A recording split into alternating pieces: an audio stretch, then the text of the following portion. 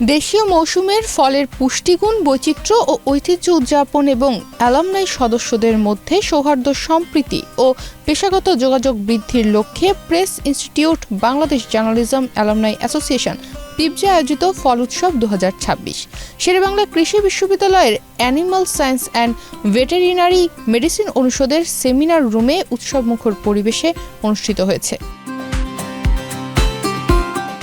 রূপায়ণ lake castle, welcome to the land of piece.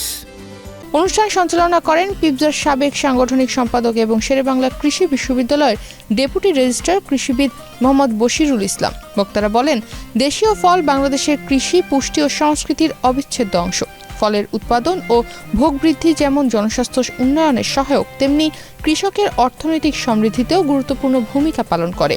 তারা দেশীয় ফল সম্পর্কে ইতিবাচক দৃষ্টিভঙ্গি গড়ে তোলা, নিরাপদ ফল গ্রহণে সচেতনতা বৃদ্ধি এবং ফলভিত্তিক কৃষি সম্প্রসারণে সম্মিলিত উদ্যোগ গ্রহণের ওপর গুরুত্ব আরোপ করেন। ফলের মৌসুমে যদি আমরা বাঙালি ফলগুলো সবার সামনে তুলে ধরতে পারি, যেগুলো বিলুপ্ত হয়ে গেছে, আমাদের একটু আড্ডা হলো, খাওয়া হলো, বাঙালি ফলের সাথে পরিচিত হলো।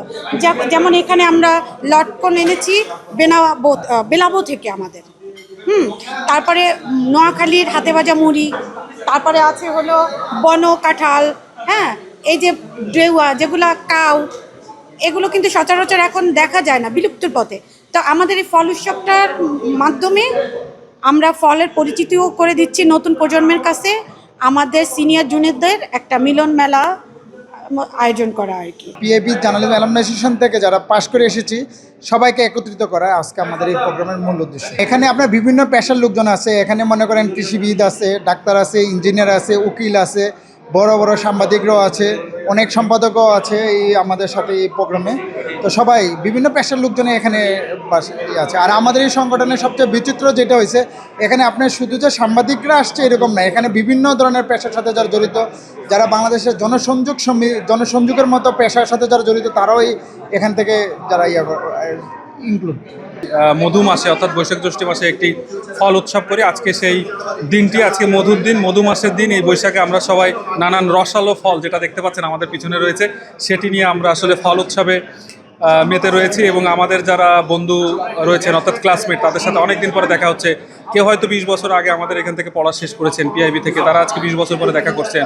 যারা সদ্য ছাত্র তারা এখানে এসেছেন। একটি নতুন পুরাতন সকল বয়সের বাদ ভেঙে আজকে আমাদের একটি মেলবন্ধন তৈরি হচ্ছে। অনুষ্ঠানে দেশের বিভিন্ন গণমাধ্যমে কর্মরত সাংবাদিক, চিকিৎসক, প্রকৌশলী, কৃষিবিদ, শিক্ষক, আইনজীবী, ব্যাংকার, কর্পোরেট ব্যক্তিত্ব সহ প্রায় 300 জন অতিথি অংশগ্রহণ করেন। দেশীয় মৌসুমি ফল পরিবেশন, মতবিনিময়, স্মৃতিচারণ এবং আন্তরিক আড্ডার মধ্য দিয়ে উৎসবটি একটি প্রাণবন্ত মিলন মেলায় পরিণত হয়। অনুষ্ঠান শেষে অংশগ্রহণকারীরা দেশীয় ফলের প্রচার, পুষ্টি সচেতনতা বৃদ্ধি এবং পেশাজীবীদের মধ্যে পারস্পরিক যোগাযোগ আরও সুদৃঢ় করতে এ ধরনের আয়োজন নিয়মিত করার প্রত্যাশা ব্যক্ত করেন। তনিমা রহমান, বাংলাদেশ প্রতিদিন।